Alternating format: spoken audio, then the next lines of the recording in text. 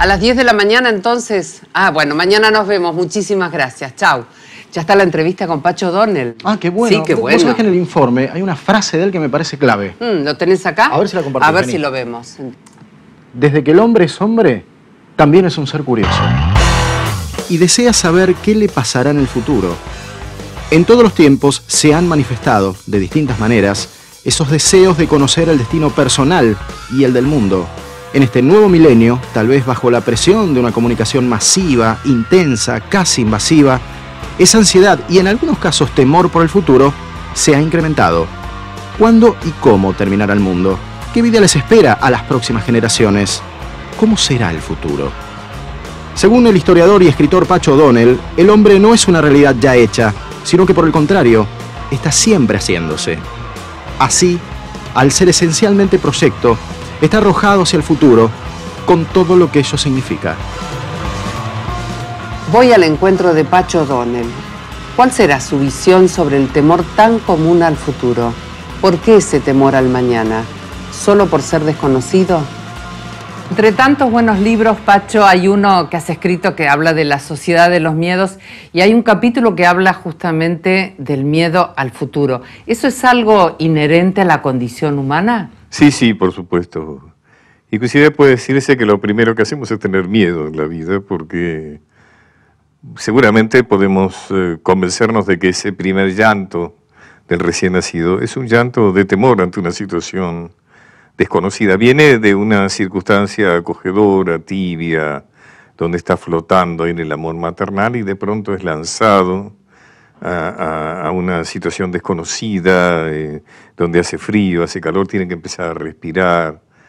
O sea que realmente es yo creo que es como el primer modelo de la situación desconocida que nos provoca temor, ¿no es cierto? Y en relación a los miedos, hay miedos que ayudan, hay miedos que forman parte de la evolución del ser humano. El psicoanálisis, por ejemplo, hace hincapié en el complejo de Edipo, ¿no es cierto?, como la primera experiencia del amor. El complejo de Edipo se resuelve por el temor al padre, o sea, el temor a la retaliación del padre por el amor del hijo a la madre. Entonces, cuando ese temor, o sea, cuando el padre es capaz de imponer la ley, o sea, que el hijo tiene temor que se parece al respeto, entonces va a buscar su mujer en otro lugar, no en su familia. Por otra parte, hay un miedo también normal, que es el miedo que de alguna manera te ayuda a no cometer imprudencias. Uno tiene que tener miedo de cruzar la 9 de julio, además los semáforos son bastante cortos, demasiado cortos. O sea que uno tiene que tener el temor de que te pase algo malo. O sea que todos estos son temores que entran dentro de lo positivo, digamos. Sí, cuando hablamos del futuro siempre aparece en un porcentaje muy alto la palabra y aparte la sensación del miedo, porque es desconocido, porque no tenemos el suficiente tiempo como para pensarlo, para preparar. ¿Por qué aparece? Hay un miedo coyuntural, por ejemplo, creo que ahora los argentinas y argentinos tenemos miedo a que se dispare en inflación, por ejemplo, ¿no es cierto? O tenemos miedo de que esta situación de mucho encono social derive en violencia. Esos son los miedos que tienen que ver con las coyunturas. El miedo a la inseguridad es un miedo también que tiene que ver con una circunstancia nuestra, es que no tenemos confianza en aquello que debería protegernos, es decir, la justicia o las fuerzas del orden, etcétera. Pero también hay miedos que tienen que ver, que podríamos decir son miedos universales, por decirlo de alguna manera. Por ejemplo, nuestros antepasados vivían el futuro con bastante esperanza, ¿no? O sea, tenían esperanza de un futuro que gracias a la ciencia las enfermedades iban a ir desapareciendo, o que iba a haber más tiempo a medida que se iba a poder automatizando el trabajo y vamos a tener más tiempo para el ocio. En fin, digamos, o que la ciencia nos iba a ayudar a resolver muchos proyectos. Pero a la larga hemos comprobado que en realidad el progreso de la ciencia lo que ha hecho es asustarnos, ¿no es cierto?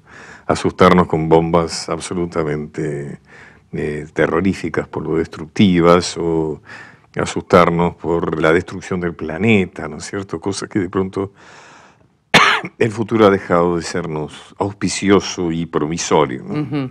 Y tiene que ver con lo desconocido, o sea, ante Claro. todo lo desconocido uno inmediatamente siente una cierta inquietud y bueno, no sabe también cómo va a estar allí, ¿no? Está muy bien lo que decís, porque Y muchas veces uno deja de ser quien es por el miedo a la situación desconocida. Yo suelo decirle a mis hijos que la audacia premia más que la prudencia, siempre y cuando no sea una audacia suicida, ¿no es cierto? Claro. Porque realmente el mundo ha sido llevado adelante las cosas positivas por los audaces, aquellos que se animaron a dar el paso que los demás no se animaron. Claro. Ahora, para poder hacer eso, para poder tomar decisiones, eso hablando a nivel personal, o sea, por ejemplo, la decisión de dejar un trabajo que a uno no le ayuda, a veces también divorciarse de una relación que ya ha perdido su intensidad. Esas cosas requieren una idea de confianza en que uno se las va a poder arreglar en situaciones distintas a las que uno tiene. Ese famoso y no muy positivo, más vale malo conocido que bueno por conocer. Cuando eras chico, Pacho, ¿pensabas que ibas a ser psicoanalista, que ibas a ser escritor, que ibas a ser un hombre, un intelectual de la Argentina? No. ¿Qué era lo que pensabas de tu futuro? Yo tenía bastante poca confianza en mí mismo, en cierta medida a lo mejor la sigo teniendo. Creo que esa desconfianza en mí mismo fue lo que me hizo pelear bastante. O sea, ¿no? Como que me fue claro que no tenía las circunstancias favorables, es decir, que las tenía que hacer por mi cuenta. O sea que fue, digamos, una carrera hacia adelante, ¿no? La idea era que tenías que construir tu futuro. Claro, sí, sí, sí. ¿Y es eso lo que tenemos que hacer? ¿Tenemos que construir nuestro futuro, prepararnos para nuestro futuro? A vos te gustó mucho un cuento que yo cuento Sí. en mi libro, que trata de que realmente uno es dueño del futuro. O sea, está bien que tengamos miedo a las explosiones atómicas, está bien que tengamos miedo de los malos humores de la naturaleza, está bien que tengamos miedo a lo mejor de un mundo dominado por los narcotraficantes, etcétera. Pero hay un mundo que está en las manos de uno, ¿no es cierto? Y ese cuento es de un ingeniero agrónomo recién recibido que se compra un campito. Entonces lo va a ver y al lado vecino hay un gaucho, un viejo paisano que toma mate. Y entonces va a conversar con él simpáticamente. Dice, ¿ha visto este campito? Ahora es mío. Ah, muy bien, lo felicito, ese gaucho. ¿Usted cree que me podrá dar algodón? Le dice.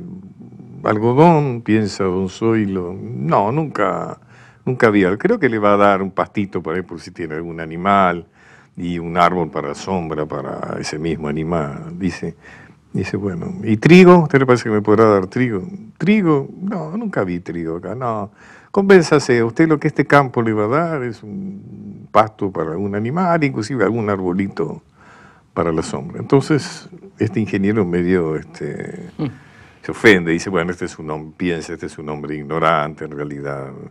Dice, bueno, usted va a ver, don Zoilo, que yo voy a sembrar trigo y este campo me va a dar trigo. Dice. Y entonces don Zoilo deja el mate, lo mira y le dice, ah, bueno, si usted siembra es otra cosa.